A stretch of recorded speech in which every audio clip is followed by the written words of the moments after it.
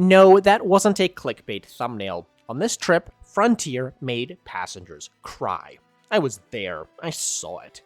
But before we get to that, let's back up a bit to explain what it's like to fly Frontier and what you need to do to not end up in tears. I remember the old Frontier. Hell, I remember the old Midwest Airlines before Frontier bought them. Midwest used to give every passenger a freshly baked chocolate chip cookie in the air. Yeah, things sure have changed since then. Frontier is like Spirit Airlines, Ryanair, Wizz, and other ultra-low-cost European-style airlines. Sure, the base fares are cheap, but everything, and I mean everything, is designed to get you to slip up and get hit with high fees. It's been years since I last flew Frontier. I was booked on a United flight, but Hurricane Nicole came barreling towards me.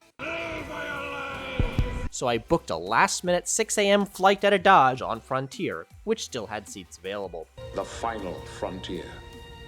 Let's talk about Frontier's fees and how you can avoid them. Checked bag.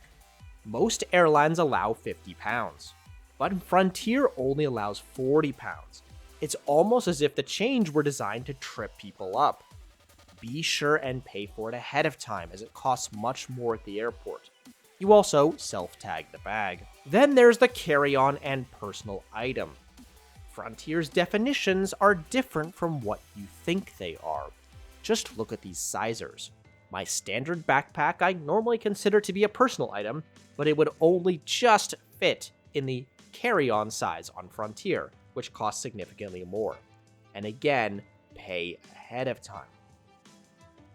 Frontier has a very easy way of enforcing their bag limits. If you want to carry on, you need to pay extra, and that bundle also comes with Zone 1 boarding. So if you board with Zone 1, you're good to go with your very small carry-on. But if you aren't in Zone 1, that's where the pain begins.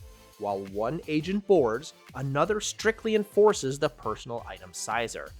And if you have a normal-sized backpack and didn't prepay, that's $99 to bring it on board at the gate. They got you.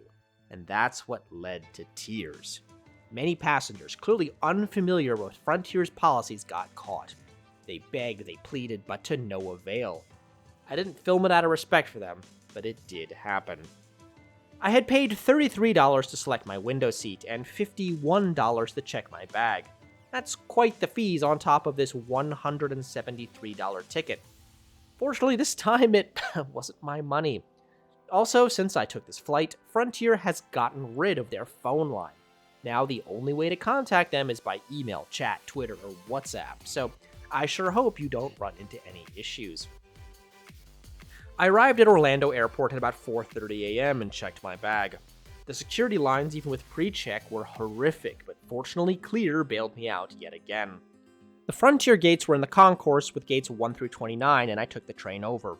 There's also one of the two The Club lounges I've accessed with Priority Pass. I've covered it before, and it's fine, but do a refresh with better food offerings, but it's still quite pleasant. Frontier's planes are easily identifiable by their unique animals on the tails.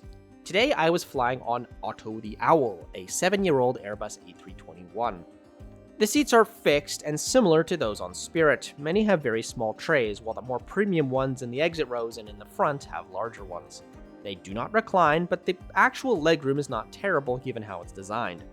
The middle seats are also wider than the aisle and the window seats. I guess it's pity points.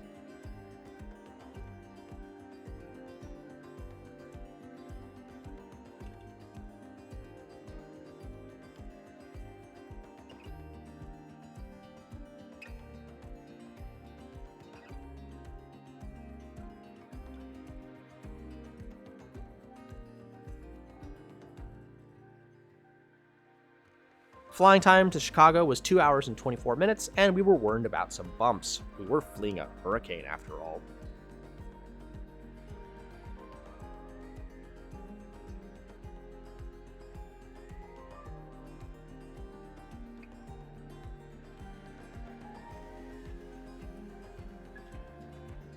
I spent much of the flight sleeping, but after the storm we safely made it back to Chicago and landed on time. I didn't bother to cover the service, but everything is paid.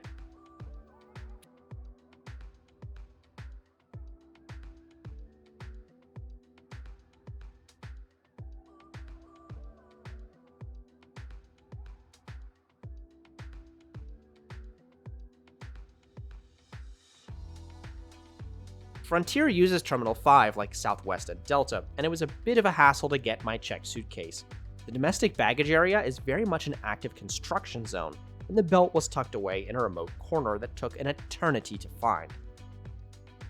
So Frontier, it's fine but not great. Like Allegiant and Spirit, its whole business model relies on cheap base fares and tripping up unsuspecting passengers with fees. If you know what you are doing, it's no issue at all. But for the average traveler, it's immoral. I can't really recommend them. The Chicago-Orlando route is served by American, Southwest, Spirit, and United. I sure think there are better options. Thanks for watching. If you like this video, click that button and please subscribe for many more flight reviews to come.